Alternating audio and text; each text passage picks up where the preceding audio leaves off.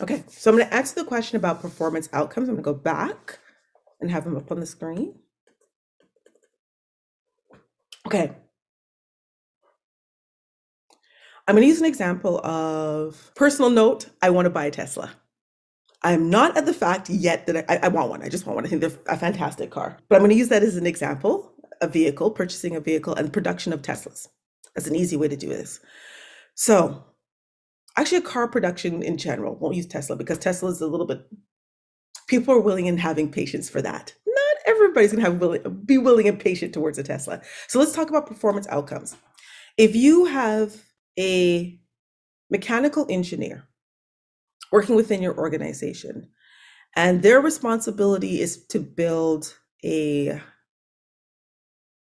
fuel injection system. That's it.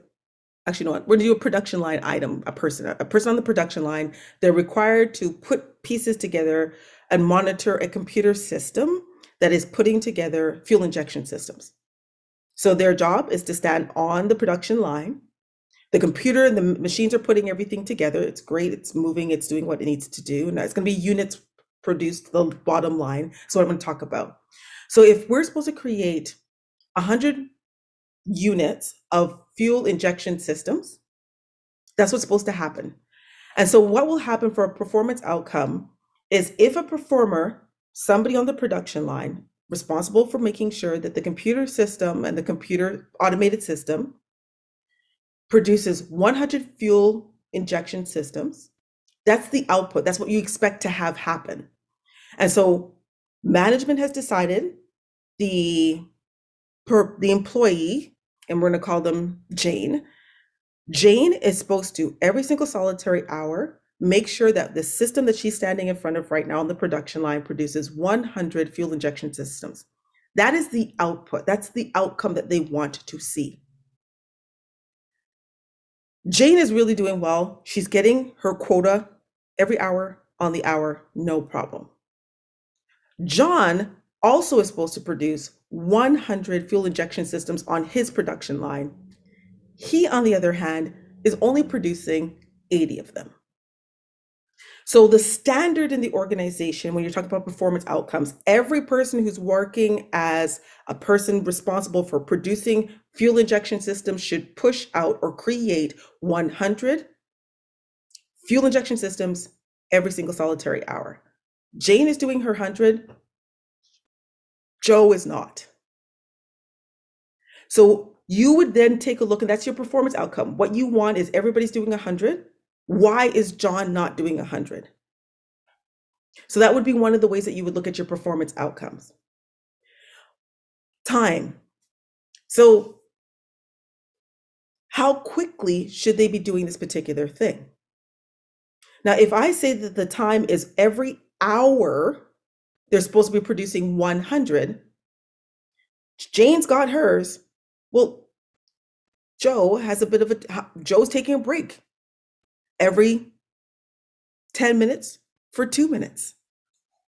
So he's supposed to work for an hour straight, but he's not working an hour straight. He's taking a lot of downtime. And that might be the downtime that they're allowed to have in an hour period, say is a 5-minute break, but he might be taking a 10-minute break. So that's the thing is you're going to take a look at the time constraints. How much time are they spending being down? How much time should it take? Then you want to think about the quality. So Jane is pushing hers through, and you know what? She's got like 99% quality range. She's making sure that the machine is doing what it needs to be done. Her eye is very trained. She's looking for particular pieces. So at the end, when she's done producing it, she's guaranteed that she has her 100 pieces of product.